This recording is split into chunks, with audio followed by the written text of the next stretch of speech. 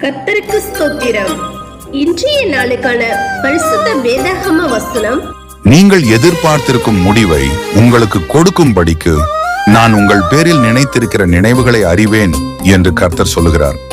அவைகள் தீமைக்கல்ல, சமாதானத்துக்கு ஏதுவான நினைவுகளே. சிறகை இழந்த பறவை பாடும் பாடல் கேட்கிறதா? உன்னுறவை தேடி உருகும் விழியின் தேடல் புரிகிறதா?